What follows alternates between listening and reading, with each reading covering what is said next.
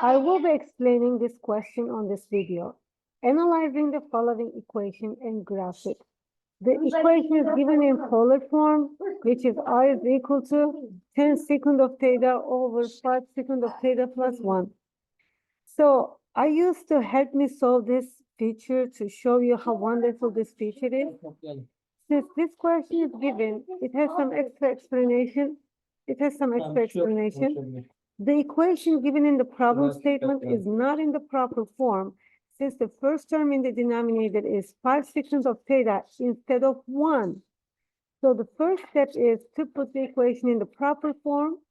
And because it doesn't start with 1, but it starts with 5 secant of theta, the first thing is we're going to multiply the top and bottom by cosine of theta to try to modify the question.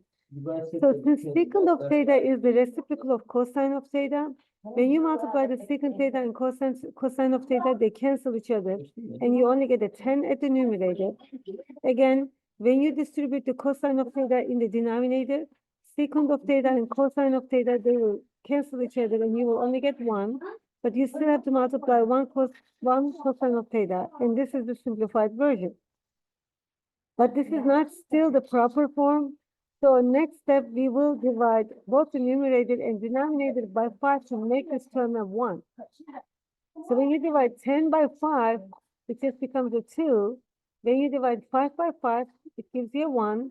And then when you divide the cosine of theta by 5, you just get 1/5 of cosine of theta in the denominator. So this is a better version. And then this is how we get this question to be simplified. Now the equation is in the proper form, since the first term in the denominator is 1. Which of the following 4 equations does the given equation match? When we look at this, when we look at the denominator, we have 1 plus a number times cosine of theta. So among these 4 options, only C has this denominator, which is 1 plus a number. We will represent the eccentric and then cosine of theta. Now, here is an information we have to know under this lesson. If the equation is in the form of EP over 1 plus of E cosine of theta, the rule is then the directrix will be perpendicular to the polar axis at a distance p units to the right of the pole. But if it is in the minus version, which is not in this problem, it will be perpendicular to the polar axis at a distance p units to the left of the pole. So I do know that from this explanation, because our question has a plus, we're going to choose the right of the pole from one of those questions given to us. Now, identify the value of E. So for this one, for this equation, we're going to match our equation by the formula in this lesson. So E is the number in front of cosine of theta. So E will be equal to 1 over 5. Again, there's an extra information here that we need to know. It says that if E is equal to 1, the conic section we have in that problem will be a parabola. If E is a number less than 1, then the conic is an ellipse. If E is a number greater than 1, then it's going to be a hyperbola.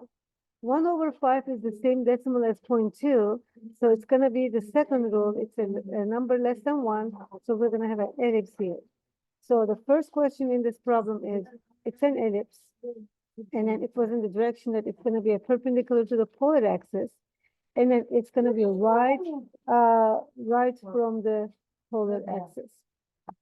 Now, how far is the directrix from the pole? To answer that question, now we know that E is 1 over 5, and then 2 is always equal to E times P. Since E times P is equal to a 2 here, and we know that E is equal to 1 over 5, the P value must be 10, because 1/5 of 10 is equal to a 2.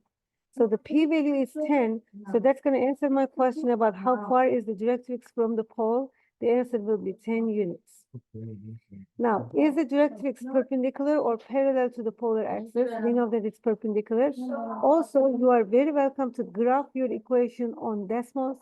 On Desmos, if you type the given problem, you will see the ellipse in a perpendicular to the polar axis in this form. And then In which direction is the directrix from the pole? We know that it's from the right as one of the explanations on the top. How far is the directrix from the pole? It's 10 units. Which of the following is the correct position for the measured axis of the ellipse? So measured axis is this longer line and it is the polar axis. So along the polar axis. Now we're gonna have to find the vertices of this ellipse. And then for this one, the given equation, in the given equation, first we're gonna plug in a 0 for the angle, and then we're gonna plug in a pi for the angle and calculate the corresponding R values. So when you plug in a 0 for the first angle, since secant of 0 is just 1, and then you can just replace the secant of 0 portions by 1, and you will get 5/3. And then when you replace the angle with pi, secant of pi is the reciprocal of cosine of pi. Since cosine of pi is -1, its reciprocal is also -1. So when you replace these two trig expressions by -1, you're gonna get the R value. So these two will be the two vertices on the ellipse. So I don't know if Desmos will give you the same information for 5/3, 0 and 5/2, pi. So when I click here, yeah, it's not just giving it, so you have to use the formulas for this. Now, if you look at these four graphs, the only one looks like what the calculator is giving you is gonna be the C, part C. And then this just summarize all the questions in this problem. And this is how you're gonna handle this one. Thank you.